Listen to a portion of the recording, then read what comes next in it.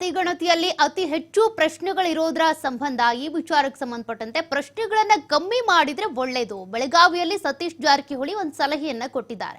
60 ಪ್ರಶ್ನೆಗಳಿರೋದ್ರಿಂದ ಜನರಿಗೆ ಅಷ್ಟೊಂದು ವ್ಯವಧಾನ ಇರೋದಿಲ್ಲ, ಎಲ್ಲಾ ಪ್ರಶ್ನೆಗಳಿಗೂ ಉತ್ತರ ಕೊಡ್ಲೇಬೇಕು ಅನ್ನೋದೇನಿಲ್ಲ ಅಂತ ಡಿಸಿಎಂ ಕೂಡ ಹೇಳಿದ್ರು. ಇದರ ಬೆನ್ನಲ್ಲೇ ಸಚಿವ ಸತೀಶ್ ಜಾರಕಿಹೊಳಿ ಕೂಡ ಸ್ವಲ್ಪ ಪ್ರಶ್ನೆಗಳನ್ನ ಕಡಿಮೆ ಮಾಡಿದ್ರು ಒಳ್ಳೇದು.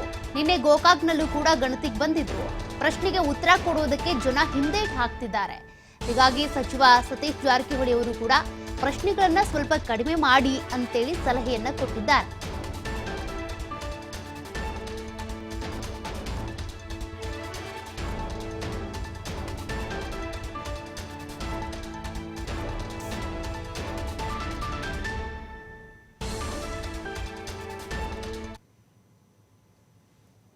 ಬಹಳಷ್ಟಿದೆ ಅಂತ 60 ಏನೋ ಇದೆ ಅಂತ ಹೇಳಿದ್ರ. ನಿನ್ನೆ ಕೂಡ ನಾನು ಗೋಕಾಕದಲ್ಲಿ ಬಂದಿದ್ರು. ಸೊ 60 ಜನ ಪ್ರಶ್ನೆ ಉತ್ತರ ಕೊಡ್ಲಿಕ್ಕೆ ಹಿಂದೇಟ್ ಹಾಕ್ತಿದ್ದಾರೆ.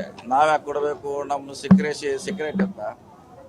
ಸೊ ಅದ್ರ ಬಗ್ಗೆ ಕಡಿಮೆ ಮಾಡಿದ್ರೆ, ಆದ್ರೂ ನಾವು ಎಕ್ಸ್ಟ್ರಾ ಕೇಳ್ತಿದ್ರೆ ನಾವೆಲ್ಲ ಹೇಳಕ್ಕಾಗಲ್ಲ ಅಂತ ಈಗಾಗಲೇ ಕಂಪ್ಲೇಂಟ್ ಬಂದಿದೆ. ನೋಡೋಣ, ಅದು ಕಡಿಮೆ ಮಾಡ್ರೆ ಒಳ್ಳೇದೇ. ನೋಡೋದಿದ್ರೆ ಕಡಿಮೆ ಮಾಡ್ಬೇಕಂತ. ಯಾಕಂದ್ರೆ ಬಹಳಷ್ಟಿದೆ ಅಂತ 60 ಏನೋ ಇದೆ ಅಂತ ಹೇಳಿದ್ರ. ನಿನ್ನೆ ಕೂಡ ನಾನು ಗೋಕಾಕದಲ್ಲಿ ಬಂದಿದ್ರು. ಸೊ 60 ಜನ ಪ್ರಶ್ನೆ ಉತ್ತರ ಕೊಡ್ಲಿಕ್ಕೆ ಹಿಂದೇಟ್ ಹಾಕ್ತಿದ್ದಾರೆ. ನಾವ್ಯಾಕೆ ಕೊಡಬೇಕು,